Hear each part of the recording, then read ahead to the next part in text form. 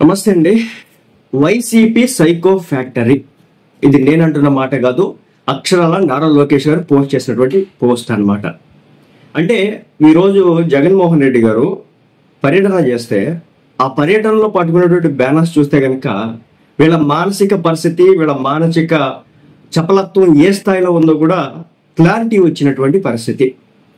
అసలు రకరకాల బ్యానర్లు, ఒకటి పెడతాడు బ్యానర్ రప్ప రప్ప నరుకుతో నా కొడకల్లారా అని చెప్పేసి, ఇంకొకటి పెడతాడు బ్యానరు అన్న వస్తాడు అంతు చూస్తాడు, ఇంకొకటి పెడతాడు బ్యానరు ఎవడైనా రాని తొక్కి పడేస్తాం, ఇంకొకటి పెడతాడు బ్యానరు. అది కూడా ఉందన్నమాట నా దగ్గర.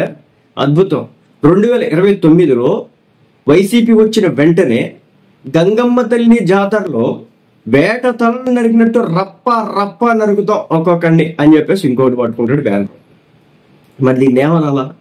సైకో ఫ్యాక్టరీ అనాలా, ఇంకేమైనా అనాలా అని చెప్పేసి నారా లోకేష్ గారు పోస్ట్ చేయడం అయితే జరిగింది. యథా అధినేత తథా నాయకులు కార్యకర్తలు, వైసీపీ సైకోలను తయారు చేసే ఫ్యాక్టరీగా మారింది. ప్రజల ప్రతిపక్షంలో కూర్చోబెట్టినా వైసీపీ పద్ధతి మారలేదు. ప్రజల్ని భయభ్రాంతులకు గురి చేసే విధంగా వ్యవహరించడం దారుణం. ప్రజాపాలనలో ఇటువంటి చర్యలు ఉపేక్షించో #సైకో ఫేక్ జగన్ అని చెప్పేసి నారా లోకేష్ గారు తన ట్విట్టర్ వేదికగా ఈ పోస్ట్ పెట్టడం జరిగిందనమాట. మరి దీనికి సంబంధించి వైసీపీ దగ్గర నుంచి ఎలాంటి కౌంటర్ అటాక్ వస్తుందో చూడాలి.